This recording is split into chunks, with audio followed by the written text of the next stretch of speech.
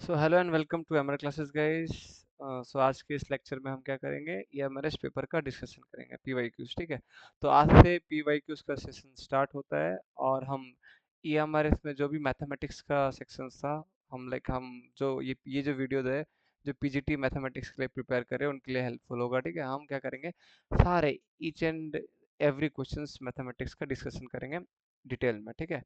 सारा concept discuss करेंगे, उससे रिलेटेड जो भी क्वेश्चन जिस कंसेप्ट से आया हुआ है।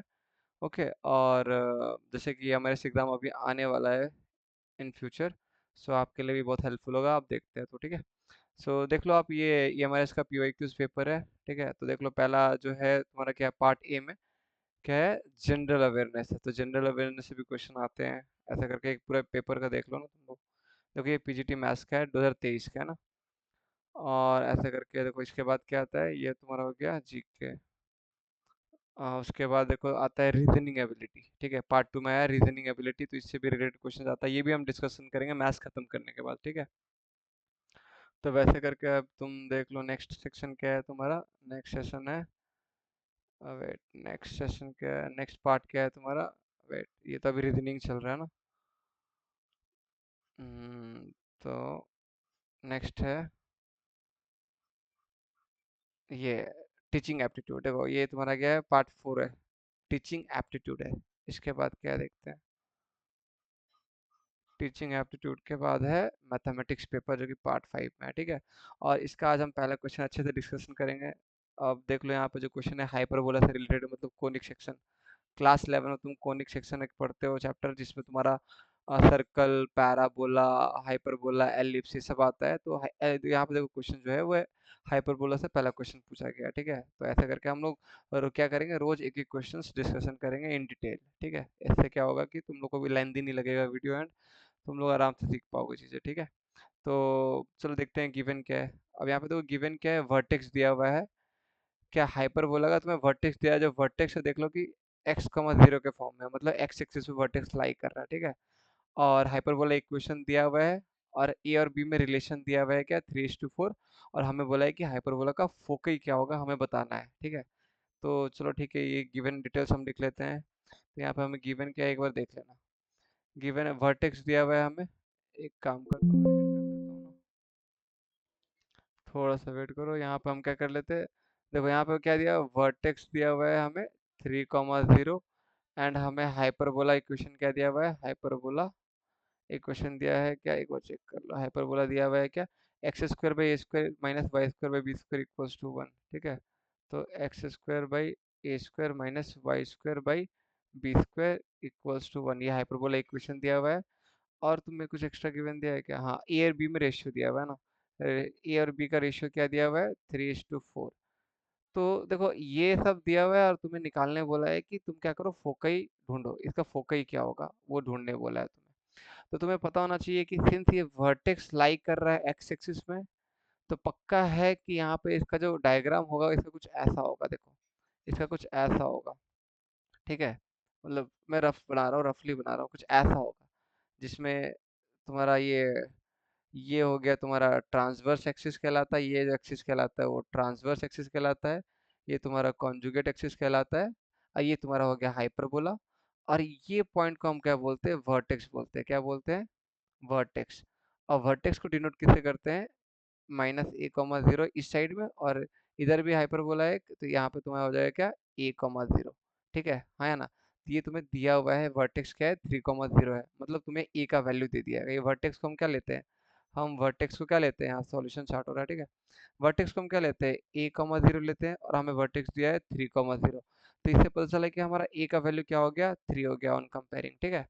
अब देखो तुम्हें ना ए और बी में रिलेशन भी दिया था इसमें, तो इससे हम क्या पता कर रहे हैं, चलो यहाँ से तुम वैल्यू ले सकते हो, let the value of a and b b. जब रेशियो दिया है, रेशियो से हम जब वैल्यू लेते हैं तो एक्स डाल देंगे, x 3x and 4x respectively. ठीक है। क्या किया, हम 3x एंड 4x वैल्यूज ले लिया उसका। ओके। अब क्या किया, देखो ए का वैल्यू हमें दिया हुआ, और ए का वैल्यू हमें क्या है, हम यहाँ से मिला 3x मिला, तो कंपेयर कर लो। तो यहाँ पर 3 = 3x, दोनों ए का वैल्यू है, हाँ या ना, दोनों ए का वैल्यू है। तो यहाँ से मुझे x का वैल्यू मिल जाएगा, हाँ या ना। तो यहाँ से मुझे x का वैल्यू मिल गया, जो कि 1 है। अगर x का वैल्यू 1 मिल गया तो मुझे b का वैल्यू भी मिल जाएगा।